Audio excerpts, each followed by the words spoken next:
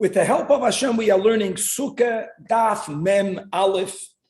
We left off on Daf Mem Aleph, Amud Aleph, 3 lines from the top of the Amud. We're going to first continue to add more details to the machlokes that we learned yesterday between the Amoira Rabbi Elazar and Rabbi Yechanan.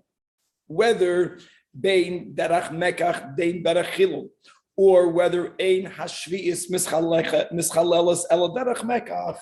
So when you are going to be redeeming or transferring the kedusha of Peter Shvi'is on other food items, on money, etc. So Rabbi Yechanan holds that it's done, whether it's done through a sale or whether you made a normal chilul exchange, you being the same owner of both products. The Amoyre Rabbi Elazar holds that it only gets transferred over if a sale was made. And what we will ultimately learn is their machlokes is limited only to what we will call pri sheni. Pri sheni means secondary produce. Pri sheni means that when it comes to the pri rishon, when it comes to the original produce, to that which grew, as we will see, they both agree. We'll see what they both agree to. Where do they argue?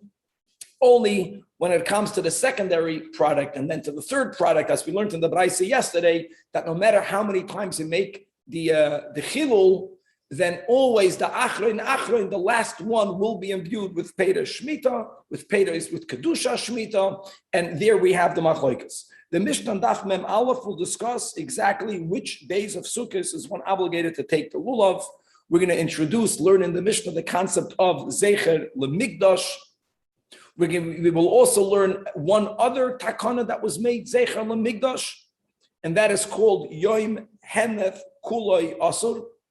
Yom Henef Kulei Asur means the day of the waving. We are referring to the Omer prior to the Kemitza being removed from it.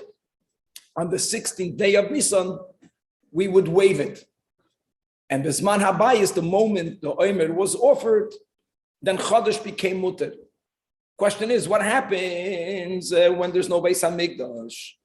So as we will see, really there's a machlokes whether Midoi Raisa, the 16th morning already allows one to eat Chodesh.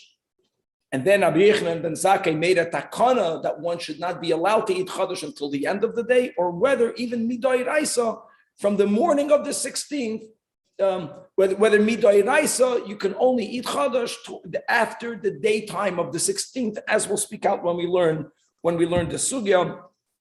We're going to have at the end of Daf Mem Aleph Amud Aleph Shitas Rashi and Shitas Tosfos that the third Beis HaMikdash is not going to be humanly built. It's going to literally descend from the heavens, whatever that means, and how this affects various halachas regarding the building of the third Beis HaMikdash.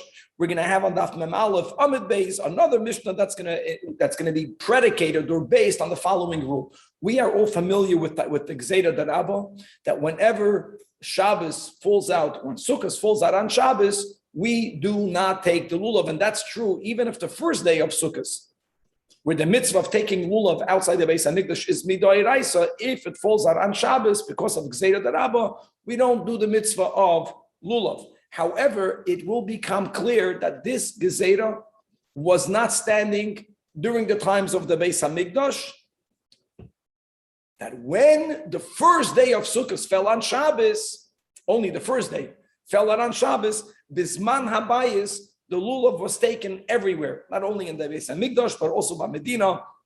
And thus we will have a whole Mishnah based on that fact. We're going to learn the sheet of the Tanach Rabbi Yossi, that if a person inadvertently violates a Kodesh carrying sin, and normally the din would be that person will be chayv to bring a karban chatos. If the violation came about while the person is attempting to do a mitzvah, then that person will be exempt from bringing the karban chatos. Finally, on Daf Mem Aleph Amud Beis, we're going to learn the rule that the mitzvah of lulav cannot be fulfilled on the first day with someone else's lulav, even if you're taking it with their permission. Lulav she'ula is not going to be valid, and the solution for that, if you don't own a lulav, will be, as we'll learn today, the concept of matana al menas lahachzer. Even though you're giving a gift and it's on condition that it will be returned, it's halachically, legally considered a proper gift, and the person will fulfill the obligation of lulav as long as they meet the stipulation, as long as they return the lulav, and much, much more. So let us start on Daf Mem Aleph, Amud Aleph, Amar Ravashi, 3 lines from the top of the Amud.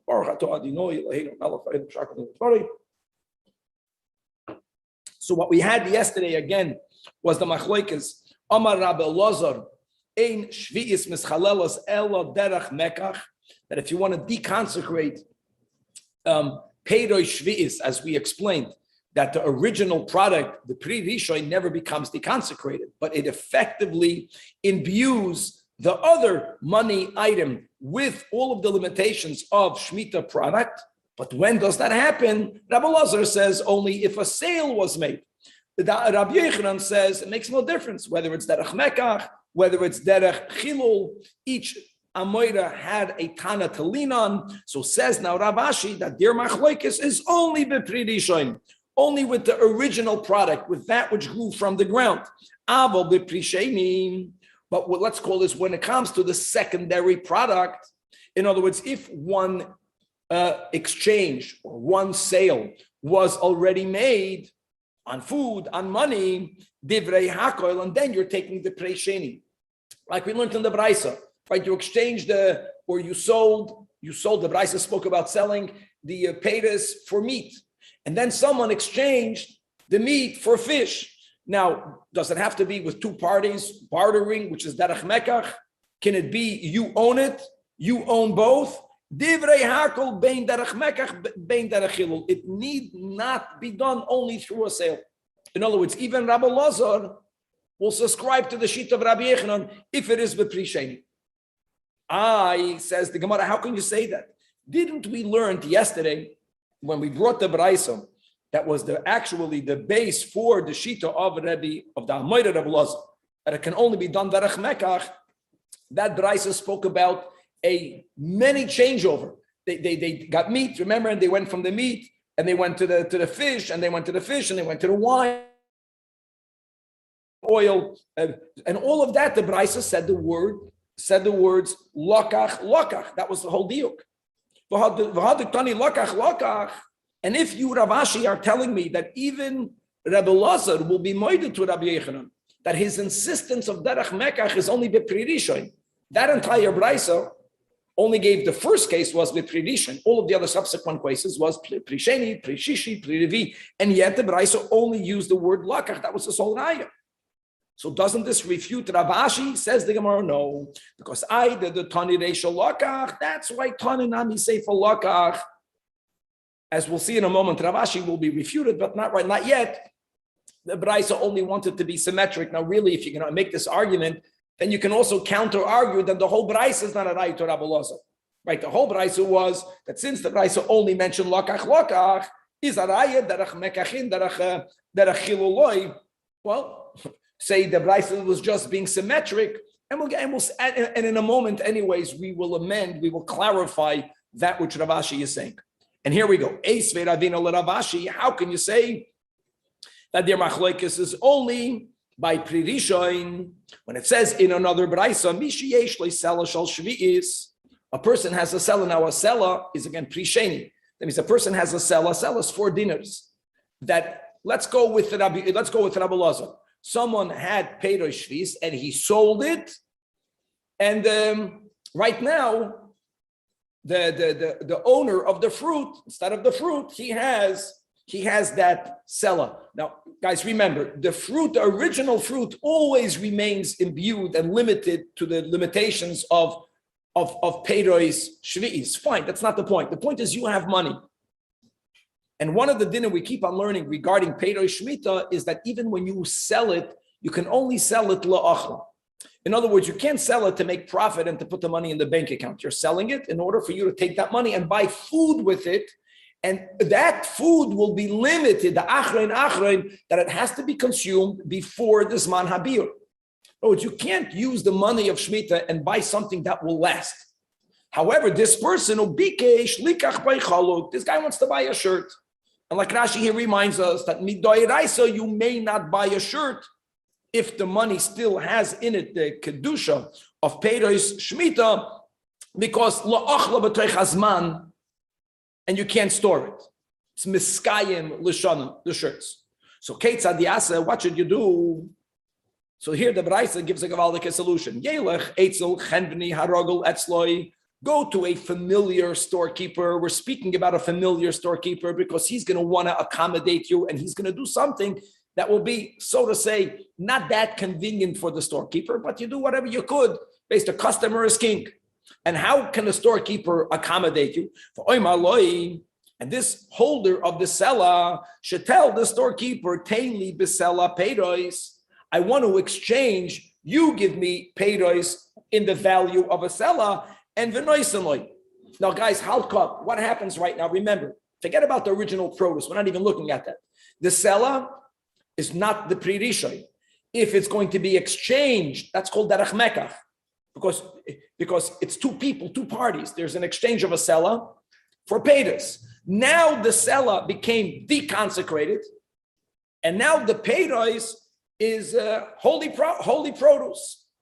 Now, 1 second, don't forget that this guy wants to buy a shirt with the seller. So what happens? Now, this person who has peiros that has kedusha shmita gives it as a gift, does not exchange it again, goes to the storekeeper. Now, guys, the storekeeper is selling produce. This produce can be bought by anyone, and 99% of customers are going to take it and eat it. So it won't even really restrict the ability of the chenveni to sell the peiros, but he doesn't own it now. So now the person gifts it, a matana, he gives it back to the chenveni.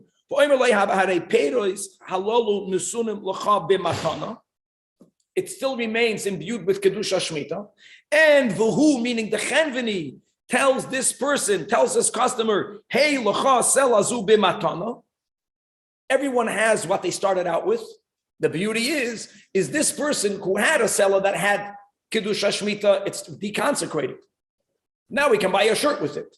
The chenveni who's selling fruits has fruits. Some of these fruits has kedusha shmita. He has to be careful when he sells it to people. He has to tell them, guys, make sure you take it and you eat it right away, right? Don't preserve it for next winter. There's no problem for him to sell it, even though it's got the kedusha shmita. Well, like the storekeeper, he has to notify customers, Danny, and that's why the Braisa says chenveni harogel etzloi. In other words, if you're not a customer by that chenveni, there's no upside for the chenveni. But if the chenveni is a good businessman, I don't think he'll lose anything. And if he'll lose a little bit, it's worthwhile to do a favor for his customer. Because if I'm going into a store right now in a market and I want to buy oranges for Shabbos, I won't care if it has kedusha shmita. In other words, before the Zman HaBiur, I can take it and eat it, if that's what I'm planning to do anyways. And the guy that's holding the seller now has a bona fide, deconsecrated seller that has no kedusha shmita. Now the Gemara has a Gavaldic question on Avashi. Let me ask you something. Why, if I have a seller, by default, a seller's prisheni, a seller doesn't grow out of the ground. If everyone is moida that I can even remove the kedusha, derech chilul, and since it didn't grow, a taka gets removed, why do I have to go to a storekeeper? Why don't I go to my refrigerator, the same guy? And let me just make a declaration that the kedusha that's imbued in the seller should go over to the fruit. You don't need to go to a chenveni. Over here, the seller is the prishenihu, and yet vikatani derech mekachin derech chiluloi. Again, if you can use the option of chilul, why do you have to go to a chenveni? And this taka now Ravashi stands corrected. Ella Omar Ravashi, the opposite. That the machlokes between Rabbi Elazar and Rabbi Yechanan is only the prisheni. And yes, this Braisa will also back up the shita of Rabbi Elazar. This Braisa will not go kishitas Rabbi Yechanan. Kishitas Rabbi Yechanan, you still have the same kasha. Well, this Braisa holds that you have to make a chilul only derech mekach. However, b'pri rishon, everyone holds, even Rabbi Yechanan, so to say, and the Tana that he bases himself on, that only mekach in derech chilul loy. And here again, the Gemara says, hold on, didn't we have a Braisa yesterday that was used as the base for Rabbi Yechanan? And in that Braisa, we juxtaposed echad shvis ve'echad meiser sheni, that it could be deconsecrated, and the deconsecration of the Braisa that we learned at the end of the Amid. Right, the machlekes was only whether you can do it al chayin or only on shchutin. There it's even that a chilul. The Braisa used the words mischalalin. So clearly, even Pri Rishon could have its kedusha invested in something else through chilul. So the Gemara says no. That the brayso that we learned yesterday is dafka speaking about the mei shvi'is. It's not speaking about Pri Rishon. And I'll prove it to you because the iloi tema hachem. So if shvi'is means that which grew, to be the same. So meiser, the meiser sheni will mean meiser mamish. That can be, because meiser sheni, the produce itself, cannot be deconsecrated even on the yeshachna animals. That's a klal. Not only meiser sheni cannot be deconsecrated on shava kesef. It has to be deconsecrated on money that has a image of a king on it. Right, surah, v'tzarta b'kesef, v'ksiv v'tzarta b'kesef v'yodecha, gavaldik. So since the brayso that's speaking in the machlokes is chayin or shchutin, but we're not insisting for the chilul of meiser sheni to happen on actual coins. Muzmin zagin that when it comes to meiser sheni, it's the mei meiser. We're not speaking about the original meiser sheni. That was already deconsecrated on money. And yes, you don't have to take that money to Yerushalayim. You can take that money and you can buy something else which will be taken to Yerushalayim. So just like Meiser Sheni must be speaking about the Mei Meiser, which we can call Pri Sheni, Hachinami, the Brayso is dafka speaking about the Mei Shvi'is, but indeed Ravashi stands that the Pri Rishon says even Rabbi Yochanan will be moida that when will the kedusha also be invested in something other than that which grew? It's only if it was done derech mekach and not derech chilul. And now we conclude our siyum on our sugya of Shemitah. And now we're coming back to the Mishnah, to the laws of Sukah and Lulav. Says the Mishnah that Beroshoina, meaning during the times of the Beis HaMikdash, Lulav nitel b'mikdash shiva. Only in the Beis HaMikdash was there a biblical obligation to take the lulav during all of the 7 days of Sukkot. Like we spoke out already in the beginning, that when it says "Olakachtem lechem b'yom harishon," b'yom harishon means only by Yom Harishon. But since this same pasuk says "V'samachtem lifnei Hashem Elokeichem shivas yamim," so even though v'samachtem means the mitzvah of lulav lifnei Hashem 7 days in the Beis HaMikdash. Medina. Now, guys, there's really a machlokes. We are going with the Rishonim that say the Medina means any place outside the Beis HaMikdash. Even Yerushalayim is called the Medina. You're not on the Beis HaMikdash biblically, and so it was during the times of the entirety of the Zman Bayis, even the Bayis Sheni. Only Yom Echad. It's only from when the second Beis HaMikdash got destroyed. Mi shecharav Beis HaMikdash. Hiskin Rabban Yochanan ben Zakkai sheyehei lulav nitel b'Medina shiva zeichel hamikdash. That zeichel hamikdash, even outside there's no Beis HaMikdash, lulav should be taken for all of the 7 days. Now, Chavah, one thing is very important to have this in mind. Whenever we learn about zeichel hamikdash, there are 2 parts to it, and there are halachic consequences. There is a zeichel hamikdash is to remember how things used to be. And there's a Zecher L'Mikdash to be trained for the fact that the Beis HaMikdash is coming back. All right? It's both Zecher L'Mikdash, but remember that nuance.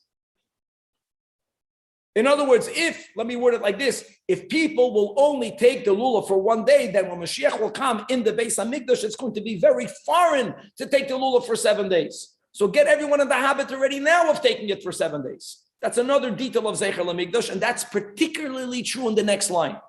So now that we mentioned a Zeichel HaMikdash, and guys, this is really mashma that's midrabanan, as we'll have this soon clarified in the Gemara, another din. What's the other din? So all of the grains, certainly the grains that grow in Eretz Yisrael. What about grains that grows b'chutz la'aretz? That's the big question, whether chadosh is asur min ha'Torah or muter chutz la'aretz. But let's focus on Eretz Yisrael. One may not consume the new grains until the korban omer is brought. The korban omer was actually made out of barley, and we call the korban ha'omer a korban that's waved because prior to removing the kmitza from the omer, we would wave it. Now, when the Beis HaMikdash is standing and we actually offer the omer, from that moment onwards, chadash, the new grains, may be consumed.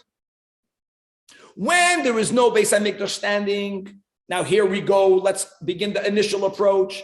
Mida oiraisa, from the morning of the 16th, Chodesh is going to be mutter. After the Beis HaMikdash was destroyed, here again, came Rabbi Yochanan ben Zakkai, also Zecher LeMikdash, as we'll see in a moment, and he said that Sheyehei Yom Henef Kula Yasur. That don't say that the moment it's Heir Mizrach, it's the Alois HaShachar, or a little bit of a later stage of the 16th in the morning, Chodesh could be consumed. No, you have to wait until the end of the daytime of the day of the 16th. Only then can Chodesh be consumed, Zecher LeMikdash, and the Gemara is going to explain what's the Zecher LeMikdash. How does that help us? Why did he make that takon? Okay, so before we go into the explanation of why is there a Zecher LeMikdash by making Yom Henef Kula Yasser, says the Gemara, no londa avdin and Zecher LeMikdash. Where do we find this concept of Zecher LeMikdash? So Amar Rabbi Yochanan, the Amar Kra Pasuk in Yirmiyah, that it says, Ki Allah aruch Allah, that I will make a cure for you. This is all that which will come with Mashiach. And I will heal you from your makas, from your wounds. Ne'um Hashem, says God Almighty. And then the pasuk continues that during Galus, ki nidacha karulach, that the goyim, the nations, called the Jewish people the discarded ones. They made chayzik of us. We're the chosen people. Look what happened to us. Tzioni, when indeed we are Tzion. So Tzion is really a reference to the Makim HaMikdash or to the Holy Yerushalayim, and Tzion is a name given to the Jewish people. So the Torah is saying, even though the nations called us the discarded ones, we are Tzion. However, during Golus, Doirish Eila, no one is seeking us. No one values us. And that's to the detriment of the nations of the world.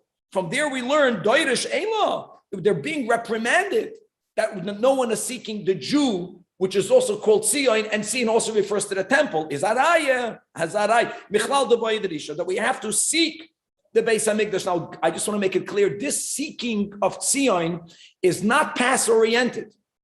This is about a Yid, the Achakeloi, that a person, of course the Yidden, we have to constantly be seeking and wanting for Tzion to return. And that's going to be very much connected to the takanas we have in our Mishnah. It's not just to remember how things were, it's primarily to seek and to desire and already to be habituated in the way things will be with the building of the third Beis HaMikdash. Now, it's very easy to understand the Zecher LeMikdash for the first day in the Mishnah. So since in the Beis HaMikdash, Lulav was taken all 7 days, when Mashiach is coming in the Beis HaMikdash and every male is going to be there, right? The mitzvah of Aliyah L'regel. So let's get into the habit already now of taking the Lulav all 7 days. If not, we're going to be out of touch. But the next thing in the Mishnah, that Bisman Beis HaMikdash Kayom, Chodesh becomes permitted from when the Omer is brought. Then Rabbi Yochanan ben Zakkai said that now the entire 16th is not going to be okay. You have to wait until the end of the 16th for you to eat Chodesh. How is that Zecher LeMikdash? And this is clearly a future Zecher LeMikdash. My Tama, because Meheira Yibon the Beis HaMikdash, the temple is about to be built. And if now, the last year of Golus, the Yidden are going to eat Chodesh from the morning, from when, again, we're learning here that we are subscribing to the Shita that the daytime already is matter, the beginning of the daytime. So if every year people begin eating Chodesh from the 16th, but then when Mashiach is going to come, they're going to have to wait until the Korban Omer is brought. They're going to forget. They already got into the habit. We'll be in the habit of eating it from the morning. Last year, did we not eat on Chodesh already Baha'ir Mizrach from the light of when the eastern horizon was lit up? So Hashtanam. And that's not correct, because once the Beis HaMikdash is rebuilt, when we do have Be'ikir, we're focusing on the Mizbeach, the people perhaps will not realize that, the Ishtaket last year in Galus, do they have a Beis HaMikdash, then indeed, Heir Mizrachitir, then that's enough, just the daytime of the 16th. But now that there is a Beis HaMikdash, the Ikar Beis HaMikdash, then only the Omer is matter. So for people not to get into the wrong habit, Rabbi Yochanan ben Zakkai said, you know what? You can't eat Chodesh the entirety of the day. Now that's a problem. And the problem is that when the Beis HaMikdash is standing, the Kohanim are so diligent, they don't kratz around. There was never a time that the Omer was brought after midday. So if it's all about preventing us from making a mistake and having when Mashiach comes, having the Chodesh too early, he should have made a takana that you have to wait until Chatzois. Frag the Gemara 1 second. The Ivni Amos, when do you think the third temple is going to be built? If Mashiach will come, it's going to be built on the 16th. Well, if in the morning of the 16th, there wasn't yet even the beginning of the building of the third Beis HaMikdash, then Heir Mizrach, then there's nothing to worry about. Hadei hited Heir Mizrach. Elo, what might happen? Either the Ivnei Bechamesa, that it was built on the 15th. On the 15th doesn't only mean the 15th. The 15th means the 15th, the 14th, it was built a lot earlier. And taka then, the rule will be Machatzois, Hayoim, Ulahalon, Tishrei. Then Rabbi Yechanan and Zakkai should have always allowed us to eat Chodesh from midday because, as we learned in the Mishnah Menachos, that, let me ask you something, when Mashiach is coming, there's going to be a lot of technology built in, of course, when it's permitted in the Beis HaMikdash. People will be able to see, people will be able to know who, what, when, and where. Then, if you were not there, you didn't know. What happened with Mancha Beis HaMikdash, the second temple, the first temple? How did a Yid that's living who knows where, that was allowed not to go to the Beis HaMikdash, or God forbid didn't go for whatever reason, how did he know when he can eat the Chodesh? So the Mishnah says, even though you don't know when they brought it, you can be sure that by midday it was brought. Mechatzois, mutare mechatzois yem olahalon, lefi she'ein based in misatzlin boy. Now, so that the fear is going to be that maybe the Beis HaMikdash is going to be built on the night of the 16th, or it's going to be built samuch l'shkia sacham of the 15th. In other words, the Beis HaMikdash, the beginning of the building will happen before the morning of the 16th, but it's going to take around 24 hours, or it's going to take almost 24 hours for it to be properly set up and already functional. So that year, if it's going to happen that way, Machatzois, the Mizbech is not going to be ready yet. So forever, since maybe that's the way it's going to happen, Rabbi Yechanan ben Zakkai made a takana that Shiyah Yom Henef Kuloi until the night.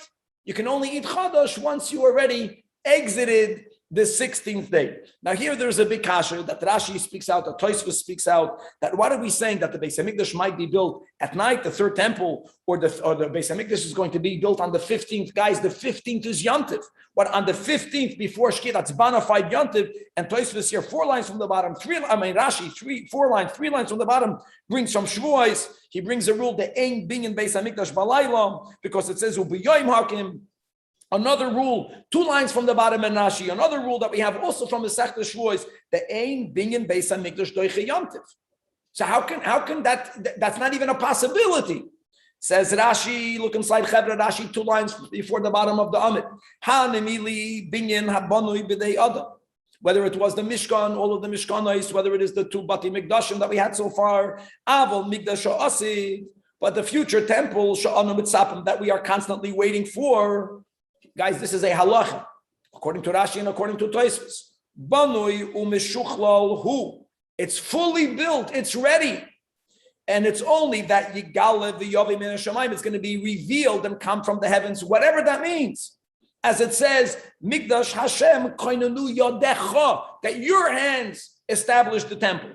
So there are no rules regarding when the third temple can manifest. And it can happen at night, and it can start happening during the end of Yontif. Amazing.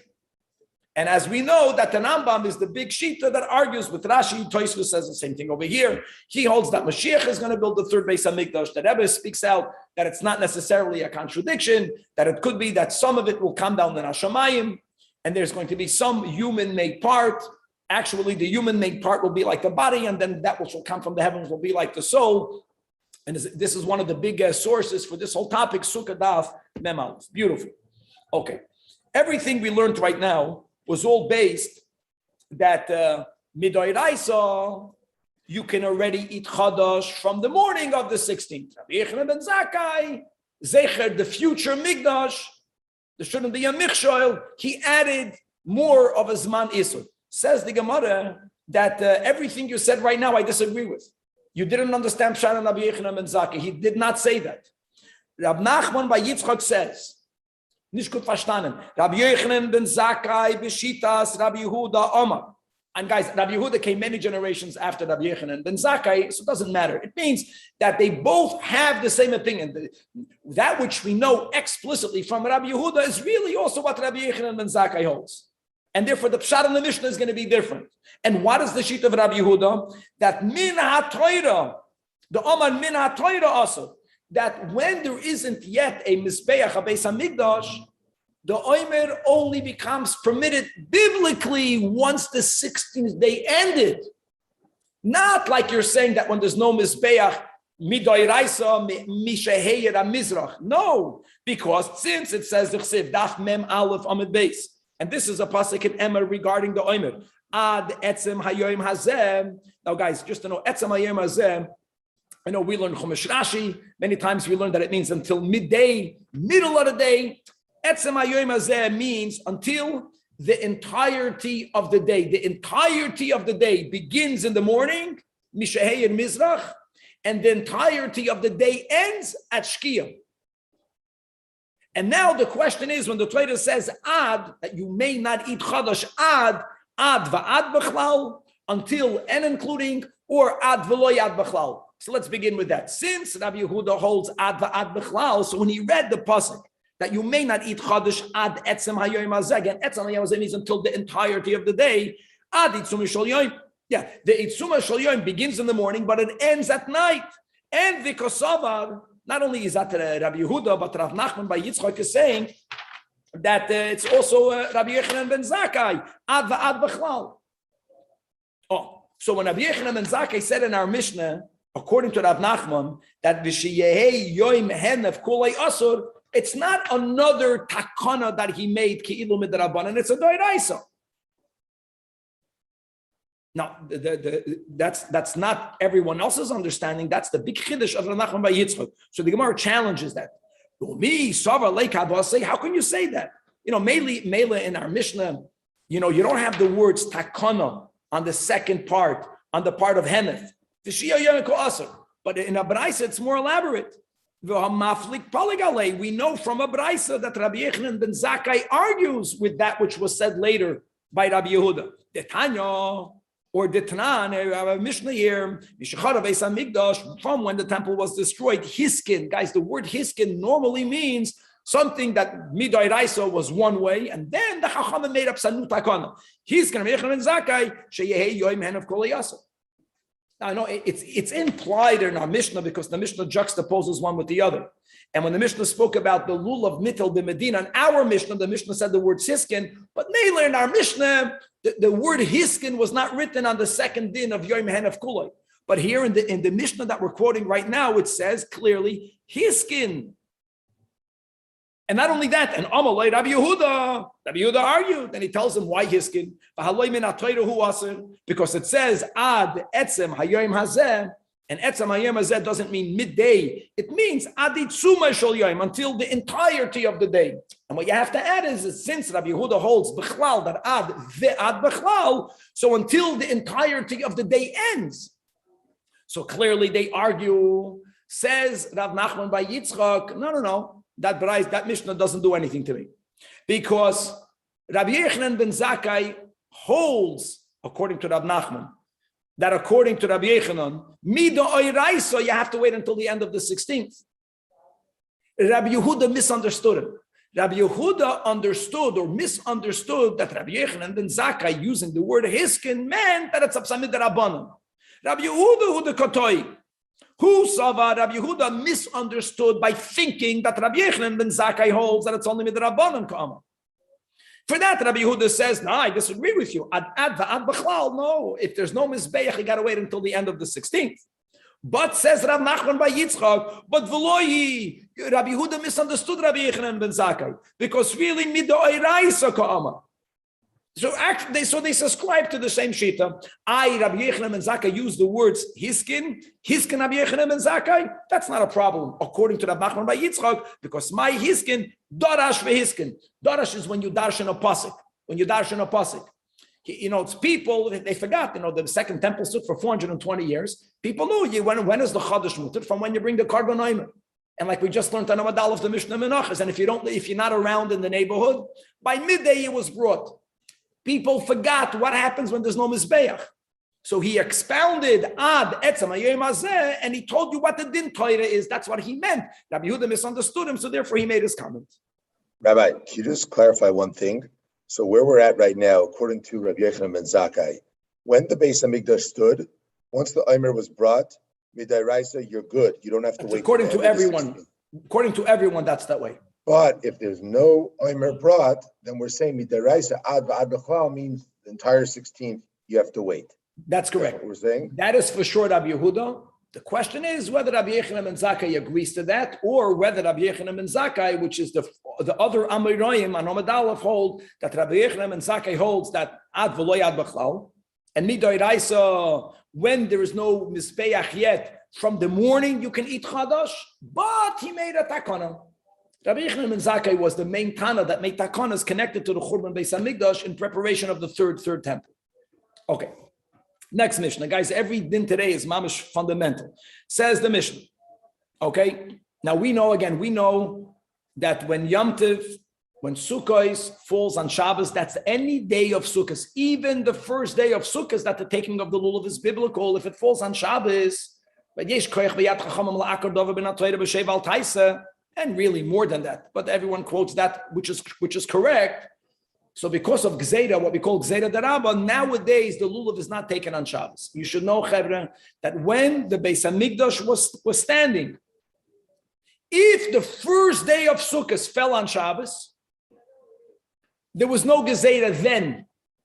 No Gzeira then means not only was the lulav taken in the Beis Hamikdash, it was taken everywhere.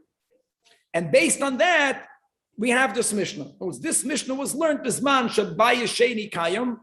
The challenge is, guys, don't forget that one may not carry a lulav, one may not carry hoitzah on Shabbos. So how do they resolve that? Now, the simple answer will be, even though it's not intuitive because people are so makted with their dalad minim, but let's speak about for us Lubavitchers, Baruch Hashem, proud to be going Mivtzoyim. We're familiar with Avos Yisrael sharing a mitzvah.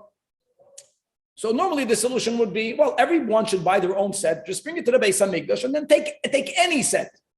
That is not a solution. Because as we know that dafka on the first day, a lulav that's not yours, even if you take it with the permission of its owner, is not going to be good for you. So says the Mishnah, Yom Tov Harishan Shel Chag. Chag meaning Sukkos. Shechaliyas b'Shabbos, yes, bisman shabayis kayom. They would fulfill the mitzvah everywhere. Not only in the Beis Hamikdash, everywhere. So kol ha'am lo'lichin es lulaveim lebeis hakneses. Everyone will have to bring the lulav, guys. Erev Sukkos, of course. Erev Shabbos, Erev Sukkos, because you can't carry. That's the whole issue. However, you got to make sure that you find your set. Lemachros, the word mashkimin is k'mamil sal gaburcha. Mashkimin is because zrizan magdim lemitzvos. Mashkimin when you wake up early, and v'cholechad v'yechad makir es shaloi. That's the key of the Mishnah. You make sure you find yours and you take it. And why do you have to make sure? Why not just say, everyone should bring a set, a potluck, and everyone should take anyone.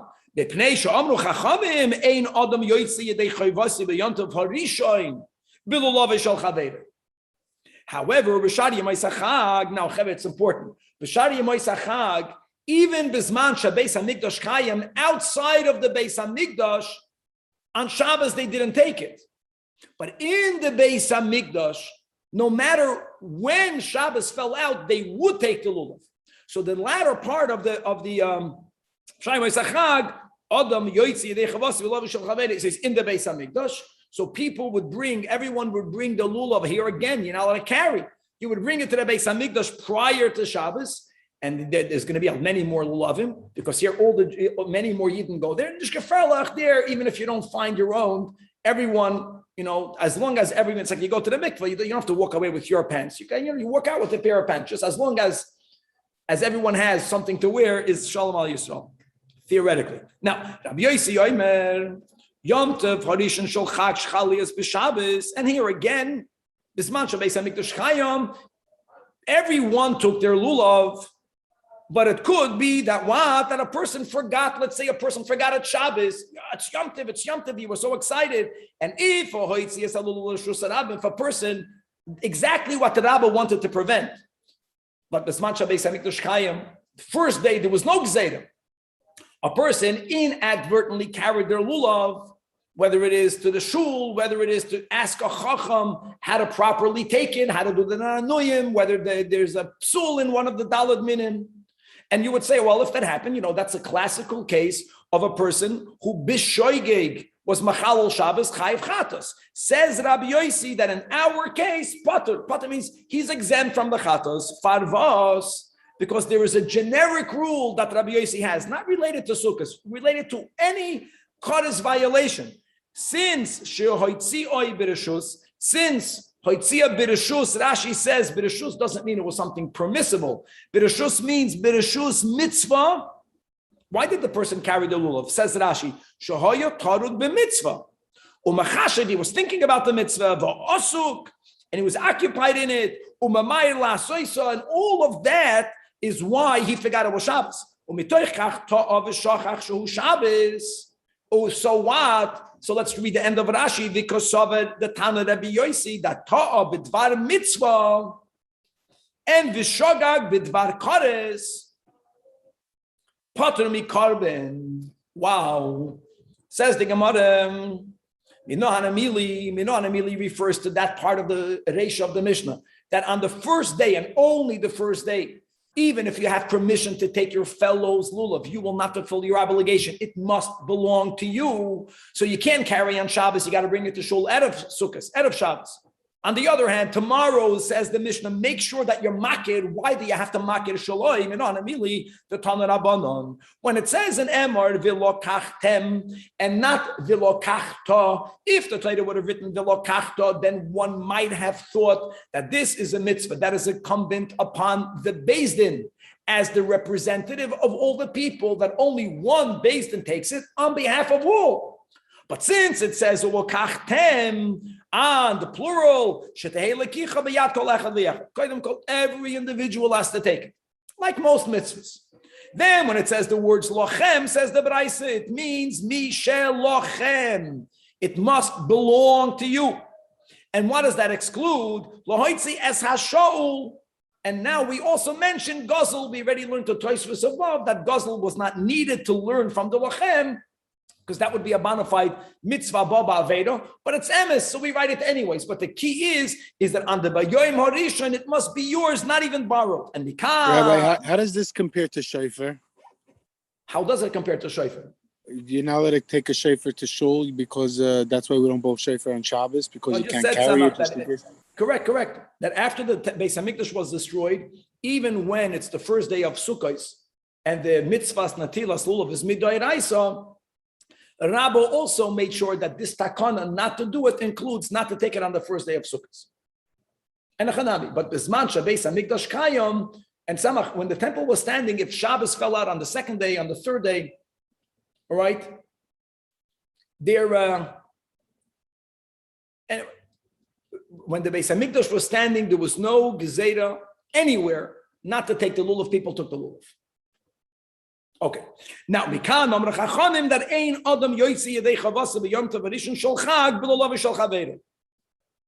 And now a technical thing says the Gemara, as we all are familiar with. Okay, what happens if you don't have a lulav? What should you do? Or I'll tell you better. What happens if you bought a lulav, you took it to your shul, and some person b'shoigeg b'mezid b'oinus, some person took your lulav. I'm sure every shul had such a guy. He doesn't have it. What should he do now? So if you can't do it borrowed, vazal minton. Ella, that's what we're adding now. That Ella imkain the son of matana. That giving it as a gift, that's fine. If you received it as a matana, then it's yours. And now we have a maisa. It's amazing, right? These Tanoim, many stories about them. Umaisa berabban Gamliel, berabbi Yeshua, berabbi Loza ben Azari, berabbi Akiva. Guys, I know it sounds like the Haggadah, but it's not, because by the Haggadah we have Rabbi Eliezer and we have Rabbi Tarfon. Here, these two are not, but we have Rabban Gamliel. Anyways, Rabban Gamliel and Rabbi Yeshua and Rabbi Akiva. They were traveling on a ship, lulav, and they did not have a lulav. Who had a lulav? Only one. Ella Rabban Gamliel Bilvad. And just to know, he spent, if you think you spend a lot of money on your kala ve'esrig, go try to outdo Rabban Gamliel. He paid 1,000 zuz, 1,000 zuz. And what happened? So first, he fulfilled the mitzvah. But you know what he did? Then he gave it to Rabbi Yeshua b'matana. I lochem. So what? He got it as a gift. Then, after he fulfilled the obligation, he gave it to Rabbi Elazar ben Azariah b'matana. Then Natali Rabbi Elazar ben Azariah the Yotzaboy unasani b'matana l'Rabbi Akiva.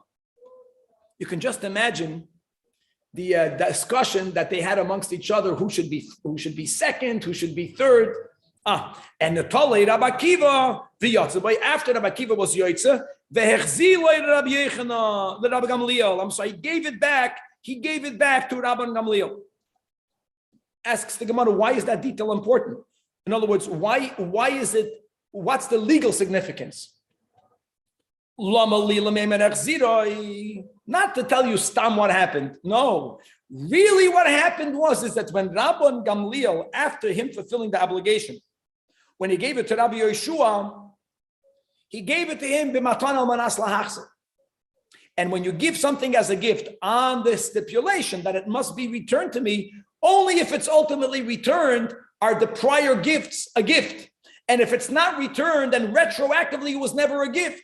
So that was needed. And milsa gav urcha kamashmalon, that matana manas lahachzir is legally considered a gift. Lest you think that giving such a gift, if it has to be returned, then maybe halachically it's not called a gift. No, it's called a gift. In other words, even though the story is not recorded by writing in the Brayso, that Rabbi Gamliel said it's a matana al manas lahachzir, but the Tana is meramezed by saying that echzirullah. Now, we find this is a common practice. So you can say only a b'di'evid when they were on a boat. No, Rava wasn't on a boat. And he told his fellow Jew, hey, loch esrig zeh, al menas shetachsirei. Give it back to me.